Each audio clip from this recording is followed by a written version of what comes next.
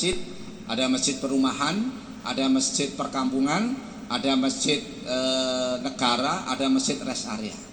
Nah, kalau masjid perumahan yang maju di Cikarang Barat dipimpin oleh Pak Raditya.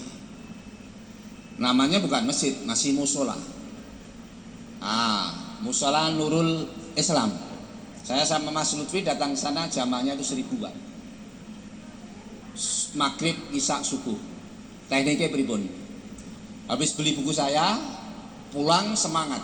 Saya umumkan kepada seluruh takmir masjid yang namanya ada di dinding papan takmir masjid, struktur masjid, namun tidak pernah hadir di masjid, diajak rapat gak pernah datang, dikasih adzan gak pernah datang, maka mulai hari ini yang tidak pernah datang di masjid saya berhentikan dari takmir masjid.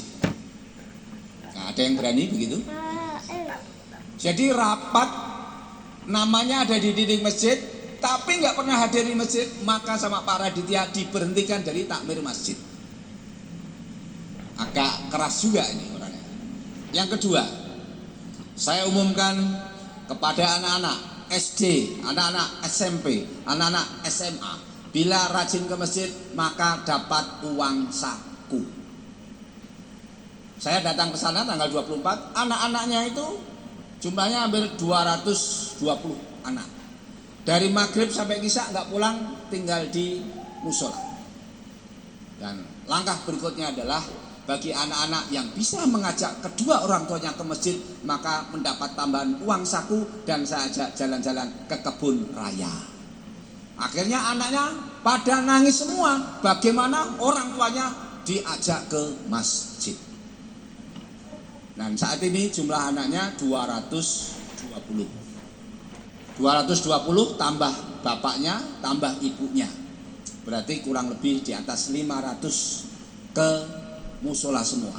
Musolanya tidak muat dan sekarang gelar tikar sama gelar terpal pas saya ke sana. Jamanya lebih dari 500, maghrib, isya, subuh. Jadi seperti hari raya Idul Fitri. Itu mungkin bisa digunakan teknik ini. Nah, kalau Joko Karyan lagi ngerancang bagi orang yang sholat di Masjid Joko Karyan, maka nanti absen dengan HP, dengan otomatis nanti saldo banknya nambah. Sabtu absen subuh 25.000, zuhur nah sehari berarti 25 kali 5. Nah, ini baru dirumuskan kemarin ya. Wah, kira-kira nanti banyak orang nggak kerja dan semua hanya sholat semua gitu ya.